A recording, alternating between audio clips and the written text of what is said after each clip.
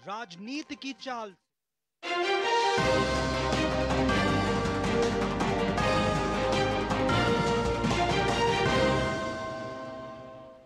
नमस्कार, आप सभी का स्वागत डीडी न्यूज पर। मैं हूं मुकुल शर्मा। इस वक्त की बड़ी और अहम खबरें कौन सी हैं बताएंगे आपको, लेकिन सबसे पहले नजर डालते हैं हेडलाइंस पर।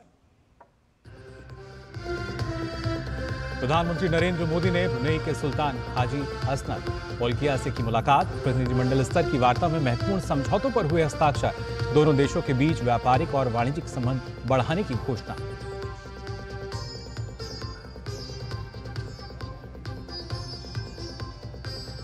आज ब्रुनेई से सिंगापुर के लिए रवाना होंगे पीएम मोदी। अपने समकक्ष लॉरेंस वोंग से करेंगे द्विपक्षीय मुलाकात। व्यापार और निवेश में नई संभावनाओं के खुलेंगे दरवाजे।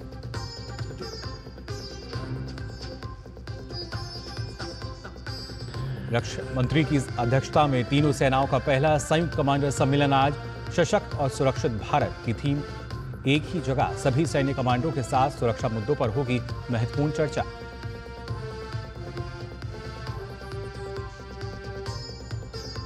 त्रिपुरा के 2 उग्रवादी समूहों के साथ शांति समझौते पर आज दिल्ली में होंगे हस्ताक्षर। केंद्रीय गृह मंत्री अमित शाह और मुख्यमंत्री मानिक साह रहेंगे मौजूद।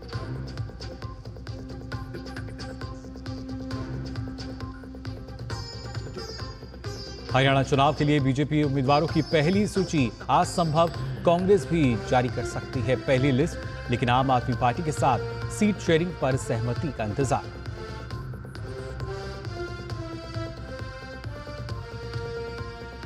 पेरिस पैरालंपिक में आज भारत को cycling, power lifting, athletics, shooting और तीरंदाजी में भी पदक की उम्मीद।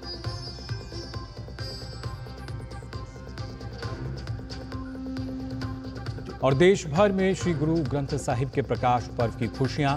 अमृतसर में श्रद्धा और सत्कार के साथ शुरू हुआ उत्सव। बड़ी संख्या में जुटे श्रद्धालु।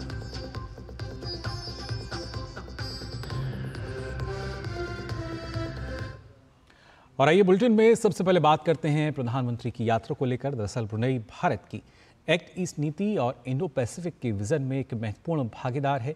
प्रधानमंत्री नरेंद्र मोदी ने आज सुबह अपनी ब्रुनेई यात्रा के दौरान सुल्तान हाजी हसनल बोल्किया और उनके करीबी परिवार के सदस्यों से मुलाकात की।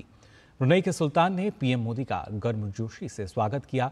सुल्तान का ये आवासीय परिसर भी है और गिनीज बुक रिकॉर्ड के मुताबिक दुनिया का सबसे बड़ा महल है। हाजी हसनल साल 1967 से सुल्तान हैं और 1984 में अंग्रेजों से आज़ादी मिलने के बाद प्रधानमंत्री भी हैं। भारत और ब्रुनेई के बीच दोनों देशों के बीच प्रतिनिधिमंडल स्तर की वार्ता हुई। इस दौरान दोनों देशों के बीच समझौता ज्ञापनों पर हस्ताक्षर और आदान प्रदान हुआ। दोनों देशों के बीच किस तरीके से जो संबंध हैं और प्रगाढ़ हो सकते हैं, इसको लेकर बातचीत की गई और साथ ही साथ समझौता ज्ञापन पर हस्ताक्षर हुए। महत्वपूर्ण समझौता ज्ञापन जिन पर हस्ताक्षर हुए और उसके बाद इनका आदान प्रदान हुआ। न सिर्फ वाणिज्यिक संबंध बल्कि इसके साथ साथ आर्थिक स्तर पर किस तरीके से जो दोनों देश हैं और कैसे मजबूती इन संबंधों में आ सकती है, इसको लेकर चर्चा हुई। योर मैजेस्टी, आपके भावपूर्ण शब्द, गर्मजोशी भरे स्वागत और आतिथ्य सत्कार के लिए मैं आपको और पूरे शाही परिवार का हृदय से आभार व्यक्त करता हूं। सबसे पहले मैं आपको और ब्रुनेई के लोगों को आजादी की 40वीं वर्षगांठ पर 140 करोड़ भारतवासियों की तरफ से हार्दिक बधाई देता हूं। योर मैजेस्टी, हमारे सदियों पुराने सांस्कृतिक संबंध है। हमारी मित्रता का आधार हमारी यह महान सांस्कृतिक परंपरा है। आपके नेतृत्व में हमारे संबंध दिनों दिन प्रगाढ़ होते रहे हैं। 2018 में हमारे गणतंत्र दिवस पर मुख्य अतिथि के रूप में आपकी भारत यात्रा की स्मृतियां आज भी भारत के लोग बहुत गौरव के साथ याद करते हैं।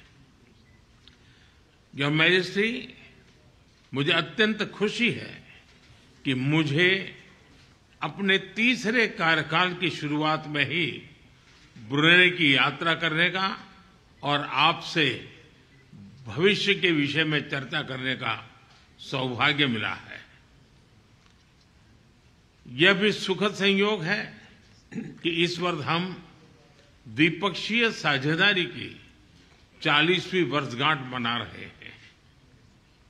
भारत की एक्ट ईस्ट पॉलिसी और इंडो पैसिफिक विजन में ब्रुनेई का महत्वपूर्ण साझेदार होना, ये हमारे लिए उज्जवल भविष्य की गारंटी है। हम एक दूसरे की भावनाओं का सम्मान करते हैं। मुझे विश्वास है कि मेरी इस यात्रा से और हमारी चर्चाओं से आने वाले समय के लिए हमारे संबंधों को स्ट्रैटेजिक दिशा मिलेगी। एक बार फिर इस अवसर पर मैं आपका हृदय से बहुत बहुत आभार व्यक्त करता हूं।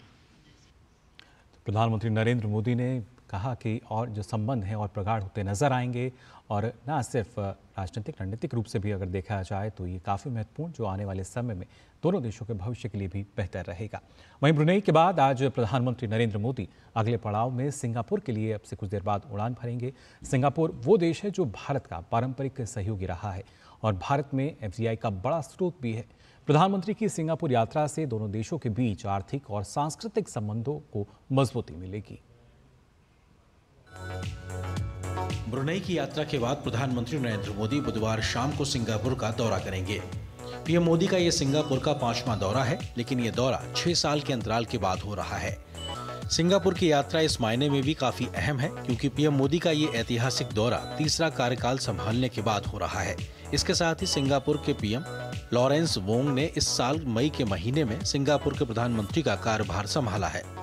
ये बहुत ही महत्वपूर्ण विजिट है हमारे दृष्टिकोण से, सिंगापुर के दृष्टिकोण से, भारत के दृष्टिकोण से। दोनों प्रधानमंत्रियों के टेन्योर में जल्दी ही हम दोनों की विजिट हो रही है, बातचीत हो रही है।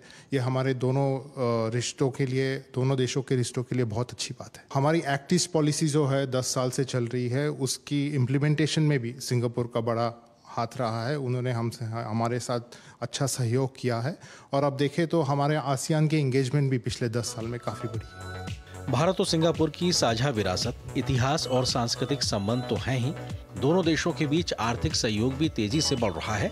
बीते 10 वर्षों में मोदी सरकार के प्रयासों से आपसी संबंधों में काफी प्रगति हुई है।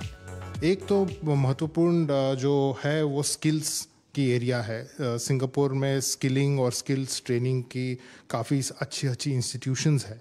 वो इंस्टीट्यूशंस को हम इंडिया ले जाना चाहते हैं। ग्रीन एनर्जी है, सस्टेनेबिलिटी है, जो ग्रीन हाइड्रोजन है, ग्रीन एमोनिया है, उस पे भी सहयोग की बात हो रही है।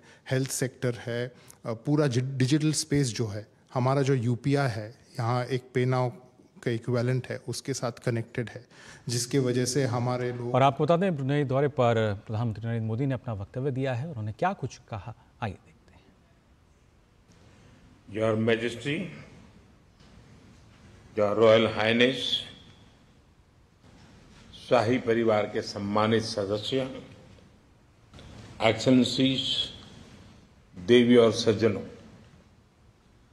गर्मजोशी भरे स्वागत और आतिथ्य सत्कार के लिए हिज मैजेस्टी और पूरे शाही परिवार का मैं हृदय से बहुत बहुत आभार व्यक्त करता हूं। भारतीय प्रधानमंत्री की ब्रुनेई की ये पहली द्विपक्षीय यात्रा है, लेकिन यहां मिले अपनेपन ने मुझे दोनों देशों के सदियों पुराने संबंधों का एहसास हर पल हम अनुभव कर रहे हैं। योर मैजेस्टी, इस साल ब्रुनेई की आजादी की 40वीं वर्षगांठ है।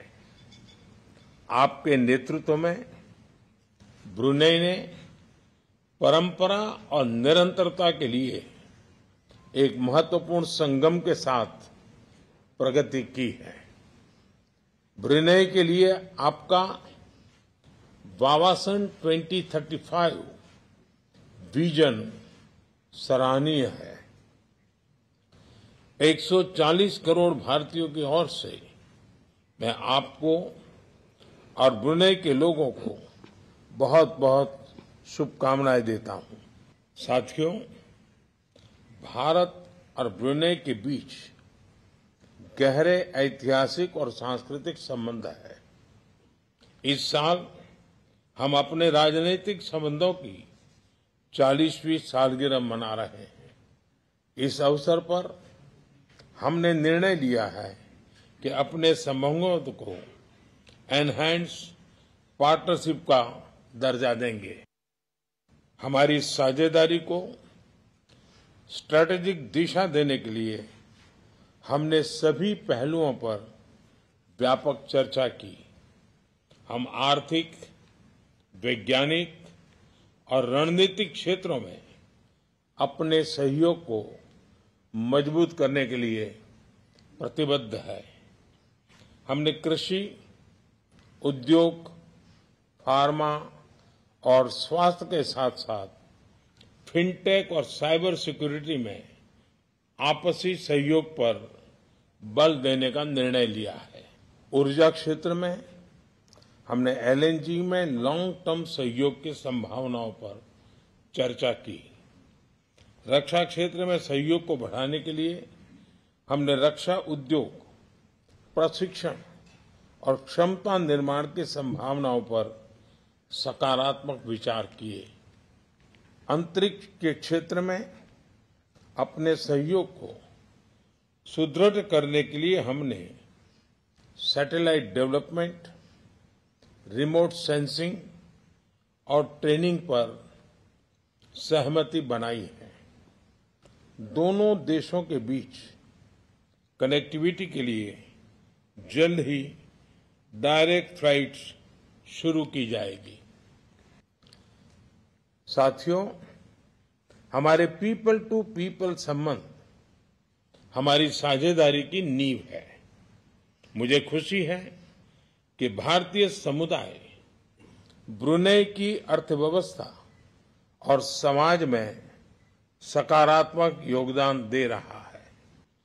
कल भारतीय राजदूतावास के लोकार्पण से भारतीय समुदाय को एक स्थायी एड्रेस मिला है।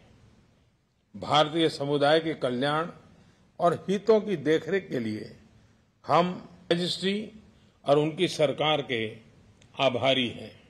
साथियों, भारत की एक्ट ईस्ट पॉलिसी और इंडो पैसिफिक विजन में ब्रुनेई का महत्वपूर्ण साझेदार रहा है। भारत हमेशा आसियान सेंट्रलिटी को प्राथमिकता देता आया है और आगे भी देता रहेगा।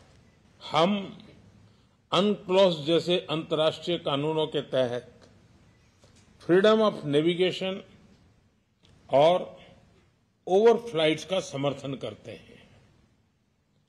हम सहमत हैं कि इस क्षेत्र में कोड ऑफ कंडक्ट पर सहमति बने। हम विस्तारवाद नहीं, विकासवाद की नीति का समर्थन करते हैं।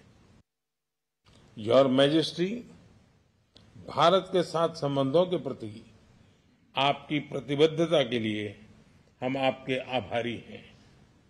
आज हमारे ऐतिहासिक संबंधों में एक नया अध्याय जुड़ रहा है।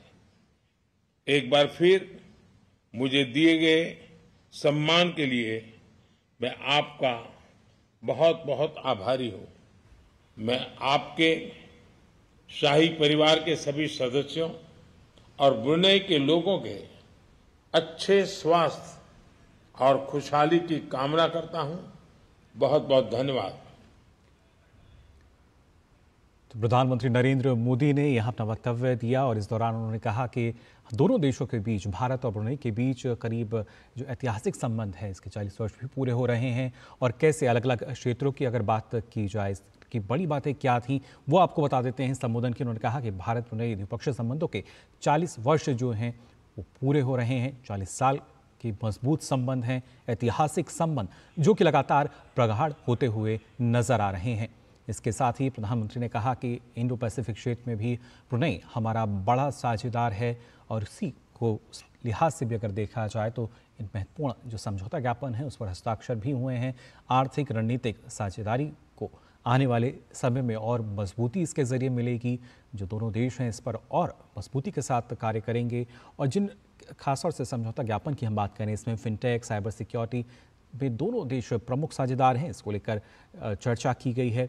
इसके साथ साथ जो और भी दूसरे क्षेत्र हैं उनकी अगर बात की जाए जो कि ना सिर्फ जिस पर समझौता ज्ञापन में हस्ताक्षर हुए हैं बल्कि जिसका जिक्र किया गया है, खासतौर से रक्षा क्षेत्र की बात की जाए या खासतौर से फिनटेक की हम बात करें, ये वो तमाम क्षेत्र हैं। फार्मा, ऊर्जा और LNG और साथ ही रक्षा क्षेत्र में दोनों देश साथ हैं। एक दूसरे का जो सहयोग है वो लगातार दोनों देशों को मिलेगा और ख़ासतौर से ना सिर्फ जो साथ है उसमें उन्होंने प्रशिक्षण का भी जिक्र किया, कैसे उसको और प्रभावी बनाया जाएगा। अंतरिक्ष सहयोग की प्रधानमंत्री नरेंद्र मोदी ने यहाँ बात की, साथ ही कनेक्टिविटी और क्षमता निर्माण में दोनों देश अहम साझेदार जिसका उन्होंने यहाँ जिक्र किया। साथ ही कनेक्टिविटी को बेहतर करने के लिए दोनों देशों के बीच फ़्लाइट की भी यहाँ बात कही है। अब दोनों देशों के बीच सीधी उड़ान सेवा जो है वो जल्द शुरू होगी। तो ये वो बड़ी बातें हैं जो प्रधानमंत्री ने अभी कहीं, आपने सुना। दोनों देशों के बीच किस तरीके से जो संबंध हैं, जो रिश्ते हैं, उनमें और ज़्यादा मजबूती आएगी। अलग अलग जो क्षेत्र हैं उनको लेकर चर्चा की गई है, फिर चाहे साइबर सिक्योरिटी की बात की जाए, ऊर्जा क्षेत्र की बात करें, फिनटेक की बात की जाए या फिर रक्षा क्षेत्र, और साथ ही साथ जैसा प्रधानमंत्री ने यहाँ जिक्र किया जो अंतरिक्ष क्षेत्र है, सैटेलाइट डेवलपमेंट की जब हम बात करते हैं, रिमोट सेंसिंग की जब हम बात करते हैं, उसको लेकर भी सहमति बनी है। और ये तमाम वो ऐसे क्षेत्र हैं जिसके चलते दोनों देशों के बीच जो रिश्ते हैं, जो संबंध हैं, वो और मजबूती के साथ आगे बढ़ेंगे। इसका जिक्र किया प्रधानमंत्री नरेंद्र मोदी ने। अब से पहले भी लगातार ये जो मजबूत रिश्ते हैं ये लगातार हमने देखे और आगे भी इसी तरह से मजबूती के साथ ये जो रिश्ते हैं बने रहेंगे। और आपको बता दें प्रधानमंत्री नरेंद्र मोदी ब्रुनेई की यात्रा के बाद अब सिंगापुर के लिए रवाना हो गए हैं। जी हाँ, आपको तस्वीरें दिखाते हैं ब्रुनेई की सफल यात्रा के बाद प्रधानमंत्री नरेंद्र मोदी ब्रुनेई से रवाना हो रहे हैं सिंगापुर के लिए। इन तस्वीरों में आप देख सकते हैं और आपसे कुछ देर पहले हमने वो वक्तव्य भी सुना जिसमें प्रधानमंत्री ने कहा कि दोनों देशों के बीच, भारत और ब्रुनेई के बीच कितने महत्वपूर्ण संबंध हैं और वो संबंध लगातार मजबूत होते हुए नजर आएंगे। और इस सफल यात्रा के बाद अब ब्रुनेई से रवाना हो चुके हैं प्रधानमंत्री नरेंद्र मोदी सिंगापुर के लिए। ये वो तस्वीरें जब ब्रुनेई से रवाना हुए प्रधानमंत्री नरेंद्र मोदी। काफ़ी सफल यात्रा और महत्वपूर्ण यात्रा भारत के लिहाज से भी अगर बात की जाए, ब्रुनेई के लिहाज से भी अगर देखा जाए, दोनों देश अलग अलग क्षेत्रों में काफ़ी सहायक एक दूसरे के लिए। और इस दौरान हमने देखा जो समझौता ज्ञापन पर हस्ताक्षर हुए हैं, आदान प्रदान जो हुआ है, इसमें भी और भी ऐसे महत्वपूर्ण क्षेत्र हैं जिनका जिक्र किया प्रधानमंत्री नरेंद्र मोदी ने। और दोनों देशों के बीच किस तरीके से जो कनेक्टिविटी है उसको बढ़ावा देने के लिए अब सीधी उड़ान जो है उसकी भी जल्द शुरू होने की उम्मीद यहाँ जताई है। साथ ही फिलहाल इन तस्वीरों में आप देख सकते हैं प्रधानमंत्री नरेंद्र मोदी जो कि अब ब्रुनेई से सिंगापुर के लिए रवाना हुए हैं। खासतौर से ब्रुनेई में हमने देखा प्रधानमंत्री नरेंद्र मोदी का गर्मजोशी के साथ स्वागत किया गया और अंत तक भी अलग अलग मुद्दों पर जो यहाँ अहम चर्चा हुई है। एक सफल दौरा ब्रुनेई का और उसके बाद अब यहाँ से सिंगापुर के लिए प्रधानमंत्री रवाना हो चुके हैं। सिंगापुर दौरा भी काफ़ी अहम माना जा रहा है प्रधानमंत्री नरेंद्र मोदी का, क्योंकि भारत अगर वैश्विक स्तर पर देखा जाए सबसे तेज़ी से उभरती हुई एक अर्थव्यवस्था और उसी वजह से एक आकर्षण का केंद्र पूरे विश्व में धूमकेतु के समान। और ख़ासतौर से अगर हम देखते हैं क्योंकि जब भारत की बात कही जाती है तो अब विश्व स्तर पर एक अलग भूमिका, एक अलग छवि भारत की नज़र आती है। फिर चाहे विश्व बंधु की हम बात करें, विश्व मित्र की बात की जाए, या कैसे मानवता के कल्याण को लेकर तमाम जो प्रयास किए जा रहे हैं, और साथ ही जब ब्रुनेई के साथ संबंधों की हम बात कर रहे हैं, एक सफल यात्रा ये रही है प्रधानमंत्री नरेंद्र मोदी की। हालांकि अब वो सिंगापुर के लिए रवाना हो चुके हैं, लेकिन ब्रुनेई में ना सिर्फ स्वागत सत्कार हमने देखा, बल्कि जो भारतीय समुदाय के लोग यहाँ थे उनमें भी काफ़ी उत्साह हमें यहाँ देखने को मिला, जिन्होंने मुलाकात की थी प्रधानमंत्री नरेंद्र मोदी से। और उसके बाद आज भी हमने देखा किस तरीके से दोनों देशों के बीच जो द्विपक्षीय वार्ता हुई, और ख़ास तौर से इस द्विपक्षीय बैठक की अगर ख़ास तौर से बात की जाए, जो अलग अलग क्षेत्रों में चर्चा की गई है वो भी हमने यहाँ सुना। प्रधानमंत्री ने जिन बातों का जिक्र किया था, फिर चाहे साइबर सिक्योरिटी की हम बात करें, ऊर्जा क्षेत्र की बात की जाए, फिनटेक की बात की जाए, रक्षा क्षेत्र में कैसे एक दूसरे की जो मदद है दोनों देश कर सकते हैं, सहायक हो सकते हैं, प्रशिक्षण का उन्होंने यहाँ जिक्र किया था। और वहीं जब हम बात करते हैं अंतरिक्ष क्षेत्र को लेकर, तो कैसे जो सैटेलाइट का विकास हो या फिर रिमोट सेंसिंग की बात की जाए, इस पर सहमति बनी है। इस बात का भी जिक्र किया था प्रधानमंत्री नरेंद्र मोदी ने, और उस वजह से ये काफ़ी एक सफल दौरा, एक सफल यात्रा प्रधानमंत्री नरेंद्र मोदी की। फिलहाल ये तस्वीरें बंदरसेरी बेगावन, ब्रुनेई, जहां से प्रधानमंत्री नरेंद्र मोदी रवाना हो चुके हैं सिंगापुर के लिए। आपसे कुछ देर पहले की तस्वीर जहां पे आप देख सकते हैं सिंगापुर के लिए रवाना हुए प्रधानमंत्री नरेंद्र मोदी, जहां पे वो अपने समकक्ष लॉरेंस वोंग के साथ द्विपक्षीय बैठक भी करेंगे। और ना सिर्फ ब्रुनेई बल्कि सिंगापुर, ये जो यात्रा है प्रधानमंत्री की कई लिहाज से अहम मानी जा रही है। सिंगापुर की भी अगर बात की जाए, जहां के लिए प्रधानमंत्री रवाना हुए हैं, तो वहां भी हम देख सकते हैं कि कैसे भारतीय संस्कृति जो है उसकी झलक देखने को मिलती है। ना सिर्फ अगर बात करते हैं सिंगापुर की, तो उसके साथ साथ जो भारत की एक सांस्कृतिक विरासत जो है वो दोनों देश साझा करते हैं, और साथ ही यहाँ भी जो आर्थिक संबंध हैं वो काफ़ी महत्वपूर्ण हैं। तो दोनों देशों के बीच काफ़ी हम मान सकते हैं कि जो संबंध हैं वो और मजबूत होते नज़र आएंगे। फिर चाहे ब्रुनेई की हम बात करें या खासतौर से सिंगापुर की भी अगर बात की जाए, जहाँ के लिए प्रधानमंत्री नरेंद्र मोदी रवाना हो चुके हैं। लेकिन इससे पहले हमने देखा था ब्रुनेई में ना सिर्फ गर्मजोशी के साथ स्वागत हुआ प्रधानमंत्री का, बल्कि जो अहम क्षेत्र हैं खासतौर से जिनका जिक्र प्रधानमंत्री नरेंद्र मोदी ने किया, फिर चाहे फिनटेक की हम बात करते हैं, साइबर सिक्योरिटी की हम बात करते हैं, ये कुछ ऐसे खासतौर से क्षेत्र, ऐसे विषय जिन पर आज पूरी दुनिया का ध्यान है, और भारत कैसे एक बेहतर विकल्प के तौर पर लगातार उभर कर सामने आ रहा है। नवाचार की बात की जाए या तकनीकी विकास की बात की जाए, ये तमाम चीज़ें जो हैं कहीं ना कहीं भारत को काफ़ी मजबूत बना रही हैं। फिलहाल ये तस्वीरें जब प्रधानमंत्री पहुंचे थे ब्रुनेई में, यहाँ पर आप देख सकते हैं आज की ये तस्वीरें। दूसरे दिन ब्रुनेई की मुलाकात की प्रधानमंत्री ने, और इसके बाद जो द्विपक्षीय चर्चा हुई दोनों देशों के बीच, उसकी ये तस्वीरें आप देख सकते हैं, जिसमें महत्वपूर्ण जो बिंदु थे वो लगातार आपको हम बता रहे हैं। सुल्तान के जो पारिवारिक सदस्य हैं, जो करीबी सदस्य हैं परिवार के, उनसे भी प्रधानमंत्री ने यहाँ मुलाकात की। ब्रुनेई के सुल्तान हाजी हसनल बोलकिया, उनके जो करीबी परिवार के सदस्य हैं, उनसे मुलाकात की प्रधानमंत्री ने यहाँ पर, और साथ ही साथ दोनों देशों के बीच किस तरीके से और जो संबंध हैं ये प्रगाढ़ हो सकते हैं आने वाले समय को देखते हुए, किस तरीके से जो दोनों देश हैं एक दूसरे को अलग अलग क्षेत्रों में सहयोग कर सकते हैं।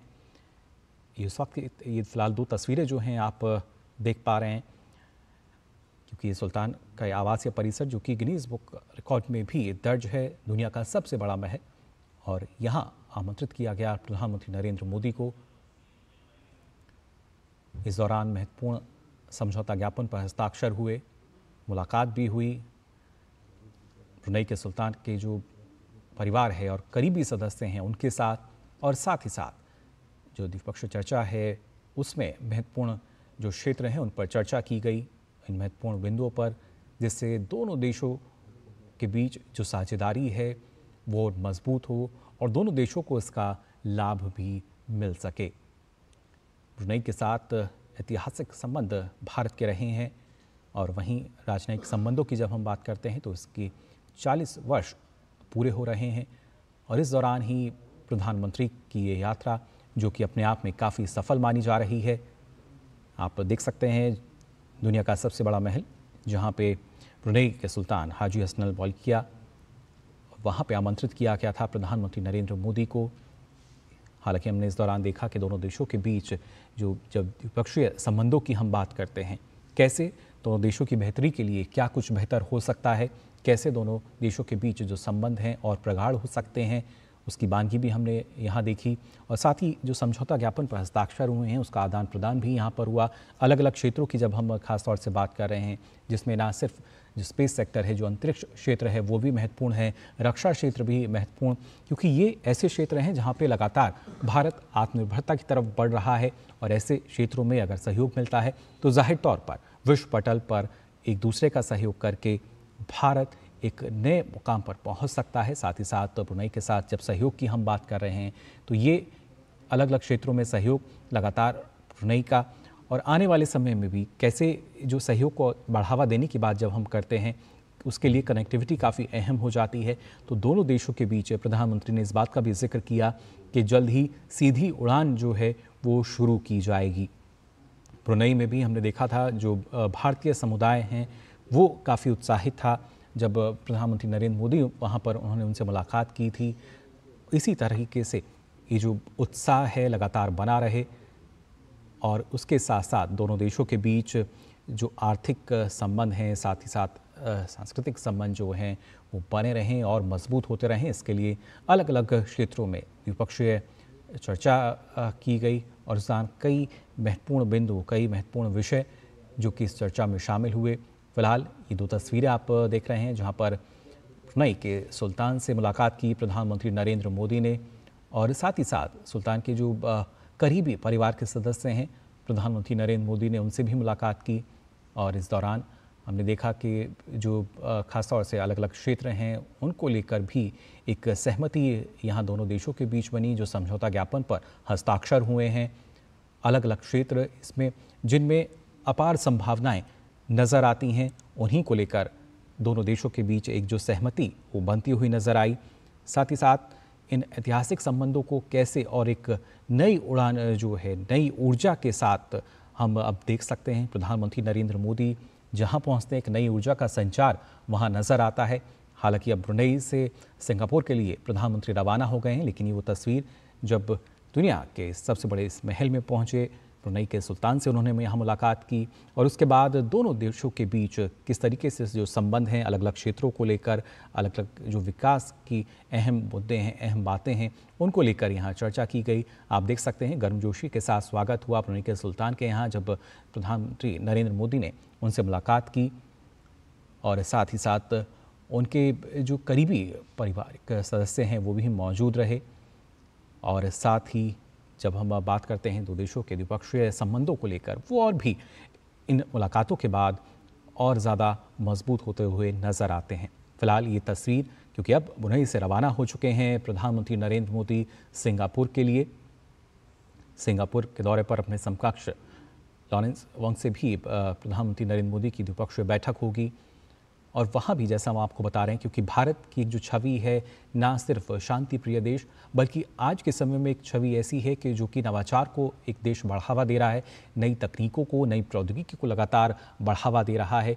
और इसमें अगर देखा जाए, क्योंकि प्रधानमंत्री नरेंद्र मोदी जो कि विश्व के सबसे लोकप्रिय नेता के रूप में जाने जाते हैं, उसी वजह से हर एक देश में हम देखते हैं कितना गर्मजोशी के साथ उनका स्वागत होता है। और ब्रुनेई में भी इस तरह का स्वागत हमने देखा। यहाँ के जो अलग अलग दैनिक पत्रकार हैं उसमें भी इस मुलाकात को, इस यात्रा को प्रमुखता से प्रकाशित किया गया, इसकी जानकारी दी थी हमारी संवाददाता ने भी। फिलहाल अब यहाँ से प्रधानमंत्री रवाना हो चुके हैं सिंगापुर के लिए। सिंगापुर जो कि ना सिर्फ आर्थिक बल्कि भारत के साथ साथ एक सांस्कृतिक विरासत को भी साझा करता है। कई मायनों में ये जो यात्रा है ये काफ़ी महत्वपूर्ण है। ब्रुनेई में भी हमने देखा अलग अलग समझौता ज्ञापन जो कि आदान प्रदान हुआ है, हस्ताक्षर जिन पर हुए हैं अलग अलग क्षेत्रों को लेकर। और उसके साथ साथ जब सिंगापुर की बात की जाती है, क्योंकि जब हम निवेश को देखते हैं कैसे जो निवेश है वो बढ़ रहा है, और इसके साथ साथ तमाम ऐसे आर्थिक मुद्दे जो कि कहीं ना कहीं चुनौतियां पहले बनकर उभरते थे, लेकिन अब इन सब में एक समाधान की जब बात कही जाती है तो भारत एक समाधान के रूप में निकल कर आता है। सिंगापुर से हमारे संवाददाता शैलेंद्र मिश्र हमारे साथ जुड़े हुए हैं। शैलेंद्र, अगर बात की जाए, प्रधानमंत्री फिलहाल ब्रुनेई से रवाना हो चुके हैं सिंगापुर के लिए। सिंगापुर पहुंचने के बाद क्या क्या कार्यक्रम आज प्रधानमंत्री के रहेंगे? देखिए, आज शाम प्रधानमंत्री नरेंद्र मोदी सिंगापुर पहुंच रहे हैं। उनका भव्य स्वागत यहाँ पर किया जाएगा और आज प्रधानमंत्री नरेंद्र मोदी के सम्मान में सिंगापुर के प्रधानमंत्री ने एक डिनर का आयोजन किया है और कल हम देखेंगे कि कई प्रमुख कार्यक्रम होंगे, जिसमें एक MOU पर दस्तखत किया जाना है। बहुत महत्वपूर्ण है। हम जानते हैं कि नए क्षेत्रों में सहयोग का विस्तार भारत और सिंगापुर करना चाह रहे हैं, तो उस दिशा में बहुत महत्वपूर्ण समझौता होगा। इसके साथ ही साथ बिजनेस लीडर्स के साथ राउंड टेबल टॉक्स है, यानी बातचीत है। जो व्यवसायी हैं सिंगापुर के और भारत के जो अहम व्यवसायी हैं, उनके बीच बातचीत होनी है, राउंड टेबल टॉक होना है। तो उसमें बहुत महत्वपूर्ण किस तरह से दोनों देश के जो उद्यमी है, जो कारपोरेट जगत है, वो एक दूसरे को सहयोग कर सकते हैं और जो दुनिया में अवसर है जी, उसमें मिलकर एक अपनी भूमिका निभा सकते हैं। उस दिशा में बहुत महत्वपूर्ण है। और एक और बात है कि एडवांस मैन्युफैक्चरिंग हम देख रहे हैं कि उस पर बहुत जोर है भारत का। आपने देखे कि हाल ही में जो कैबिनेट का फैसला हुआ, उसमें एक और सेमीकंडक्टर प्लांट लगाने का फैसला गुजरात में किया गया भारत में, और पहले से ही 4 ऐसे प्लांट पर फैसला हो चुका है। तो सेमीकंडक्टर इकोसिस्टम बनाने की तरफ भारत आगे बढ़ रहा है और चाहता है कि सिंगापुर में जो तमाम बड़ी कंपनियां हैं, जो सिंगापुर में इसमें एक्सपर्टी है, जिनकी विशेषज्ञता है, वो भारत में आकर सहयोग लेकर काम करें आपसी सहयोग के साथ। तो निश्चित तौर पर वो बहुत महत्वपूर्ण होगा। इस दौरे के दौरान सभी की नजरें हैं कि ICMR की जो बैठक हुई थी, इसमें भारत के 4 प्रमुख मंत्रियों ने हिस्सा लिया था। उसमें सतत ऊर्जा, ग्रीन टेक्नोलॉजी, डिजिटल इकोनॉमी के साथ साथ जो कनेक्टिविटी और जब हम एडवांस मैन्युफैक्चरिंग की बात करते हैं, इसमें सेमीकंडक्टर है या फिर आप विमानों के कल पुर्जों की बात करें, उसमें किस तरह से सहयोग आगे हो सकता है, ये देखने वाली बात होगी, क्योंकि उस पर सभी की निगाहें लगी रहेंगी। जी बिल्कुल शैलेंद्र, ना सिर्फ सहयोग की हम बात कर रहे हैं, बल्कि किस तरीके से एक मैन्युफैक्चरिंग हब के रूप में भारत की जो छवि है वो बनकर उभरे। क्योंकि आज के समय में प्रौद्योगिकी विकास की बात की जाए, नवाचार की बात की जाए, तो उसको जिस तरीके से हम देख पा रहे हैं कि हमारे देश में और खासतौर से प्रधानमंत्री नरेंद्र मोदी ने बढ़ावा दिया है, इसको लेकर भी विश्व भर की निगाहें कि यहाँ पर नवाचार को जिस तरीके से प्रोत्साहन दिया जा रहा है, अलग अलग योजनाओं को, अनुसंधान को, और उसी वजह से एक आकर्षण जो है वो मान सकते हैं भारत के प्रति अलग अलग देशों का, या खासतौर से अलग अलग उद्योग को लेकर। बिल्कुल, देखिए 3 महत्वपूर्ण बातें होती हैं जो दुनिया भर के निवेशक किसी देश में रुचि दिखाते हैं निवेश को लेकर। पहला, स्थिरता होनी चाहिए और राजनीतिक स्थिरता के साथ साथ नीतियों में निरंतरता होनी चाहिए।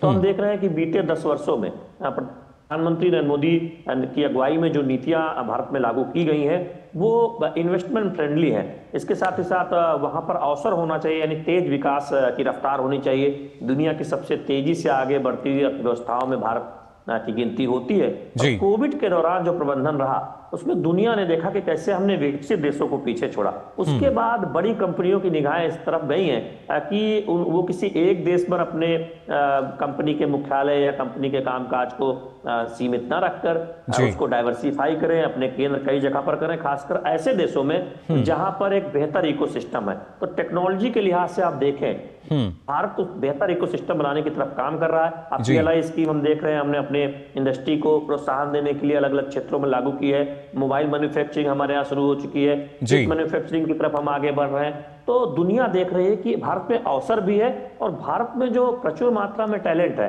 भारत में IIT है, पॉलिटेक्निक और ITI को अपग्रेड करके, जिस तरह से हम सिंगापुर के साथ सहयोग करके 6 IITI हम जानते हैं कि स्किल डेवलपमेंट किया जा रहा है, उसको और आगे ले जाने की कवायद है। तो अगर आपके पास टैलेंट है, आपके पास अवसर है, आप की तरफ दुनिया देख रही है, जो कि भारत की साख आप देखें कि निरंतर बढ़ी है प्रधानमंत्री नरेंद्र मोदी की अगुवाई में, और वो जो मैन्युफैक्चरिंग का जो इकोसिस्टम है, एडवांस मैन्युफैक्चरिंग का, जिसमें आधुनिक तकनीक की बात होती है, उस दिशा में हम बढ़ रहे हैं। तो निश्चित तौर पर सिंगापुर के उद्यमियों के लिए एक बड़ा अवसर है और सिंगापुर और भारत के लिए विन विन सिचुएशन है। जी बिल्कुल, विन विन सिचुएशन। और इसमें खासतौर से शैलेंद्र, फिनटेक की जो भूमिका है उसको अगर देखा जाए, क्योंकि हमने देखा था आपकी रिपोर्ट के जरिए कि जो यूपीआई है उसका भी इस्तेमाल सिंगापुर में हो रहा है अलग अलग स्थानों पर। इसको और ज़्यादा बढ़ावा देने के लिए क्या माना जाए कि कुछ इस मुलाकात के दौरान, इस बैठक के दौरान कुछ निकल कर आ सकता है, और जो वहाँ भारतीय समुदाय है उनको किस तरह की उम्मीदें?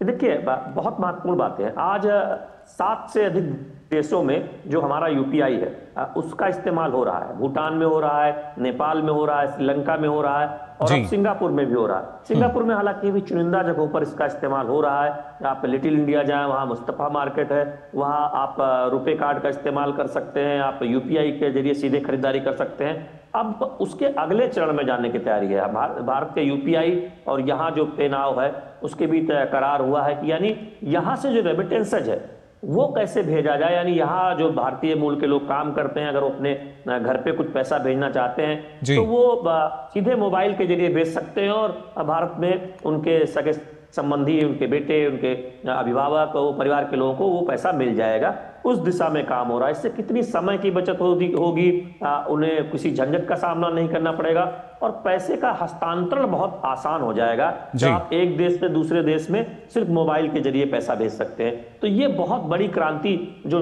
डिजिटल इंडिया और डिजिटल इकोनॉमी जो भारत बना रहा है, इसमें हम देख रहे हैं कि हम विकसित देशों से भी आगे हैं। जो हमारा यूपीआई सिस्टम है वो विकसित देश उसको अपना रहे हैं। उस दिशा में क्रांति होगी।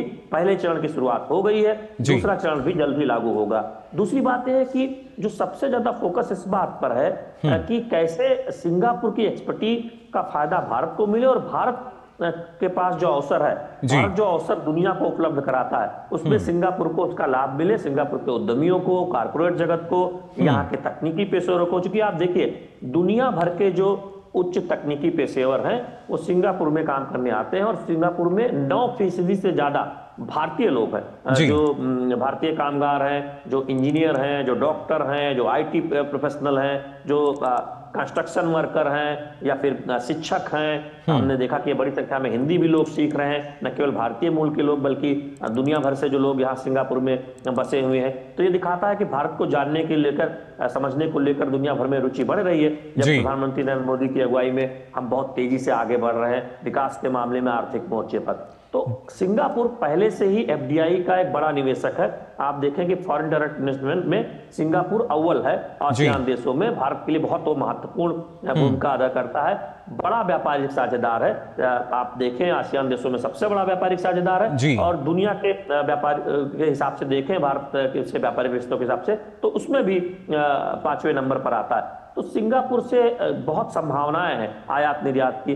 भारत को जो महत्वपूर्ण ये है कि भारत चाहता है कि यहाँ से हम यानी भारत निर्यात भी करे। अभी अनाजों का, फल फूल का निर्यात काफी भारत से सिंगापुर को होता है, लेकिन हम बाकी निर्यात में भी आगे आए। क्योंकि हम स्पेस टेक्नोलॉजी में देखिए हमने सिंगापुर की मदद की है। सिंगापुर के उपग्रह छोड़ने में हमारे स्पेस इंडस्ट्री का बहुत योगदान रहा है।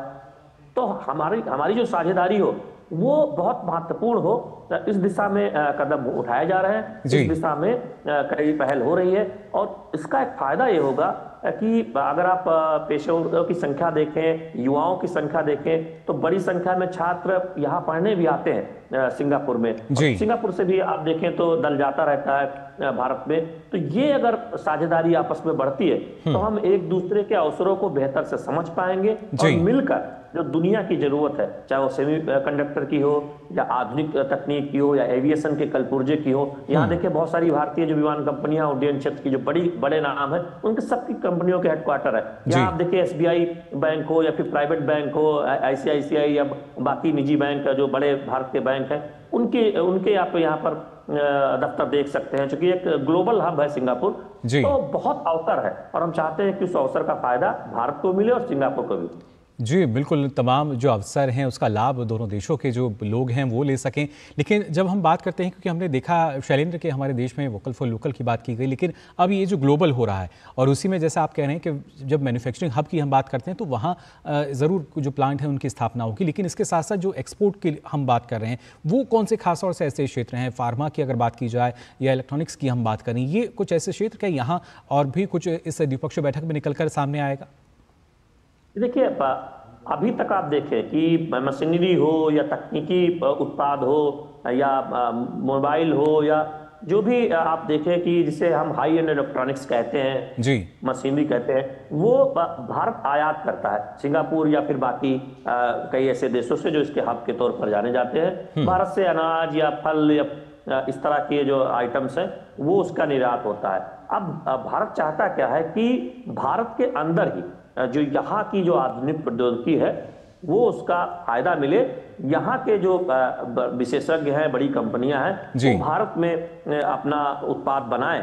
चूंकि हम एक ऐसा इकोसिस्टम बना रहे हैं, हम ऐसी छूट दे रहे हैं, हम ऐसी सुविधा दे रहे हैं, तो सिर्फ हम आयातक न रह जाए बल्कि भारत में बने जो उच्च स्तर के आधुनिक मैन्युफैक्चरिंग के जो उत्पाद है, वो सेमीकंडक्टर हो, वो मोबाइल हो या फिर वो एविएशन के कलपुर्जे हों या फिर रेलवे रक्षा के आधुनिक उपकरण हो, उन सब का हम निर्यात कर सके। और ये तभी हो सकता है जब बड़ी कंपनियां भारत में रुचि दिखाएं, जो मल्टीनेशनल कंपनियां जिनको विशेषज्ञता हासिल है। चूंकि 2-3 दशक पहले ही आप देखें सिंगापुर में ने वो विशेषज्ञता हासिल की थी। अगर आप चिप मैन्युफैक्चरिंग की बात करें, सेमीकंडक्टर की बात करें, तो भारत अब उस तरफ आगे बढ़ रहा है और संभावनाएं बहुत है। चूंकि एक समय ऐसा आया था कि दुनिया में कहा जाता था कि चिप की कमी हो सकती है और भारत के पास बेहतर वातावरण है, एक अच्छा इकोसिस्टम हम बना रहे हैं, तो निश्चित तौर पर दुनिया भर की कंपनियां चाहेंगी। सिंगापुर में आप देखें कि जो बड़ी चिप मैन्युफैक्चरिंग सेमीकंडक्टर कंपनियां हैं उसमें से अधिकांश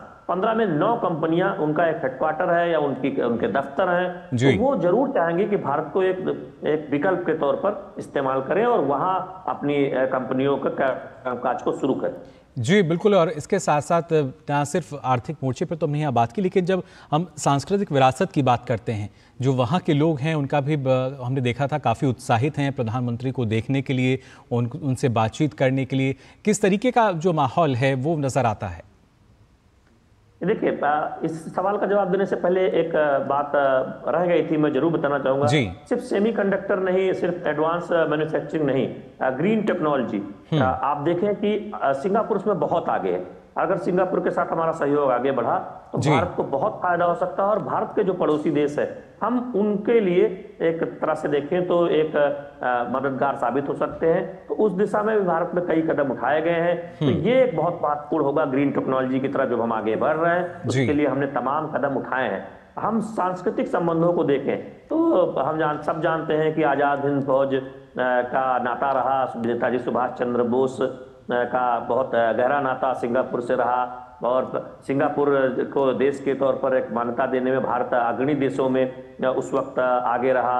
आप उसके बाद आए तो आज 9% से ज़्यादा हम देख रहे हैं कि भारतीय मूल के लोग सिंगापुर में रहते हैं, इंजीनियर हैं, डॉक्टर हैं, आम कामगार हैं, दुकानों में काम करने वाले लोग हैं, दुकानों के मालिक हैं। तो एक पूरा का पूरा लिटिल इंडिया यहाँ पर दिखता है। वो पूरा बाजार है जहाँ जो पूरी तरह से एक तरह से देखें उसमें अधिकांश भारतीय काम करते हैं।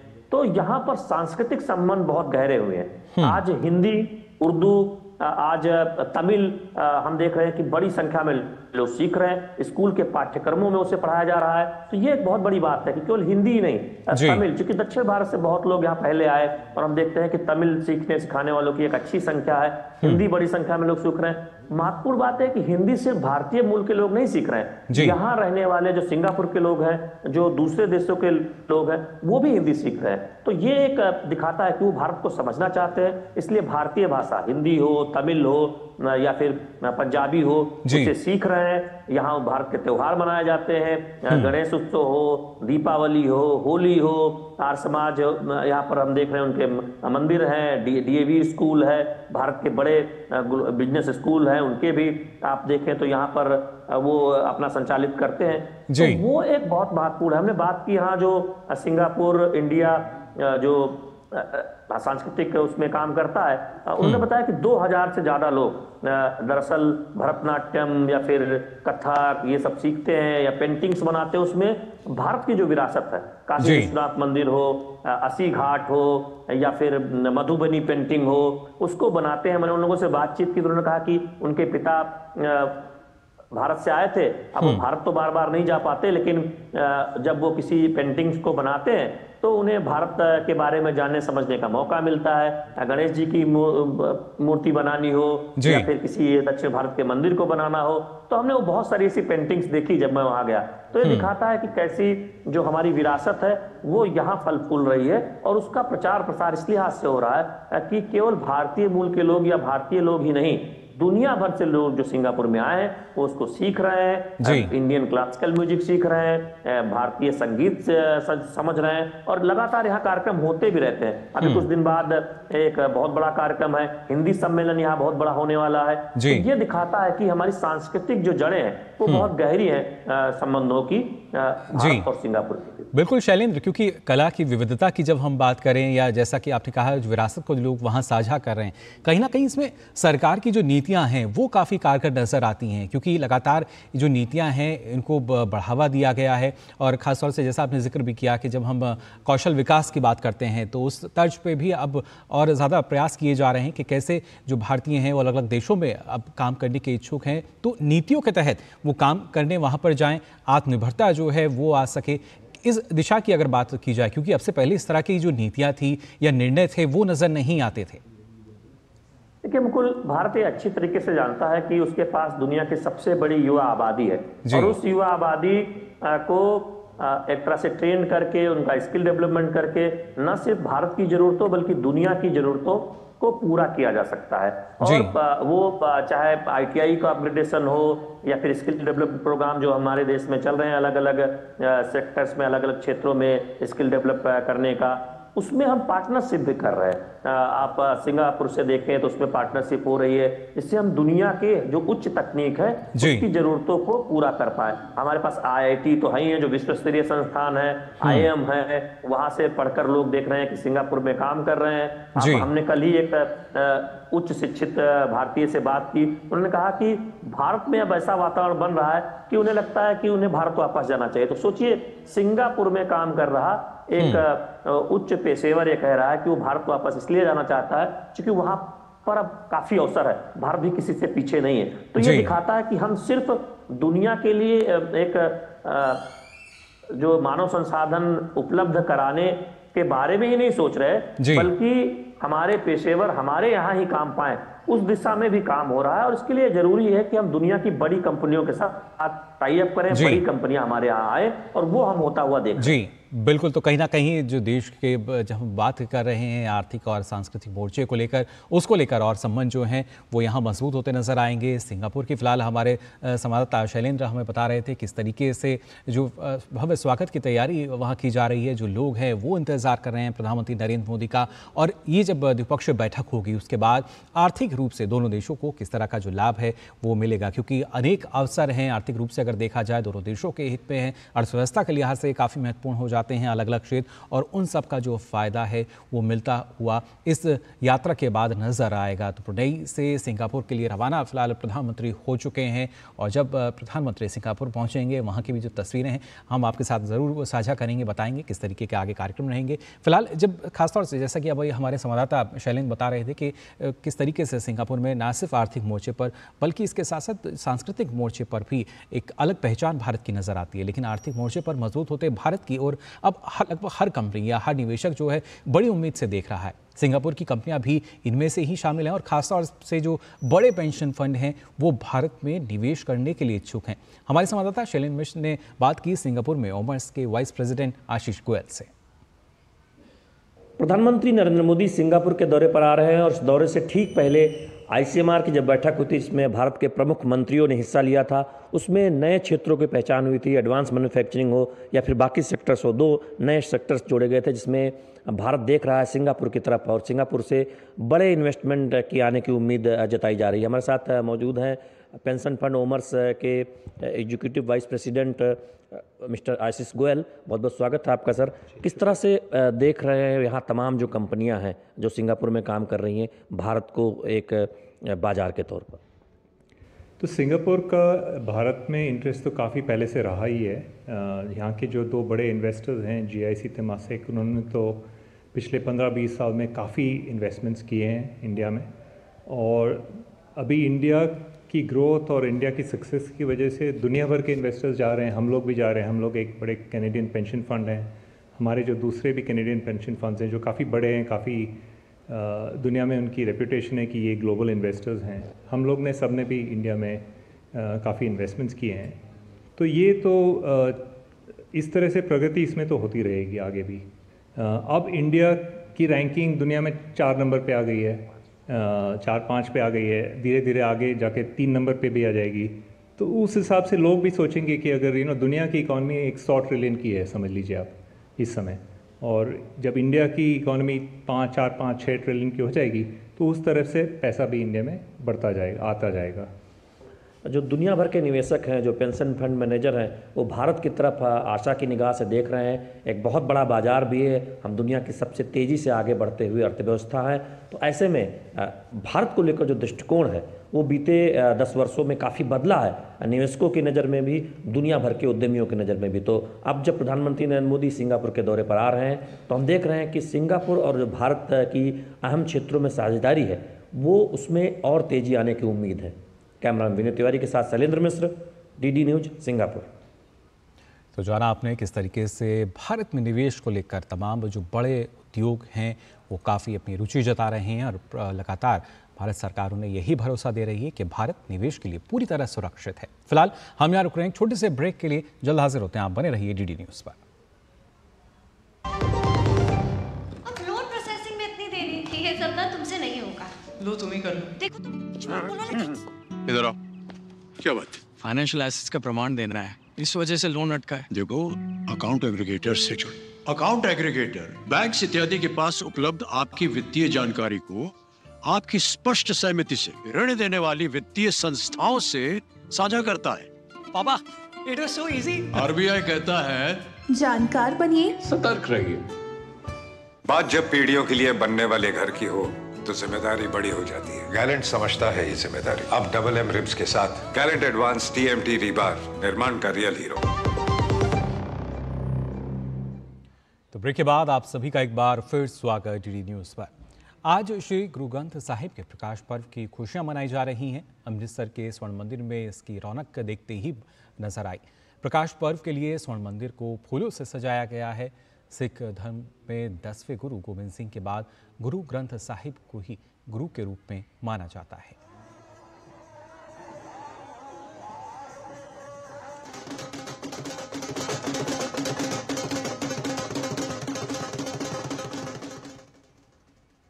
सुंदर दीवान सजे सजे होए दीवाना विच गुरबाणी का कीर्तन आसा दीवार दे।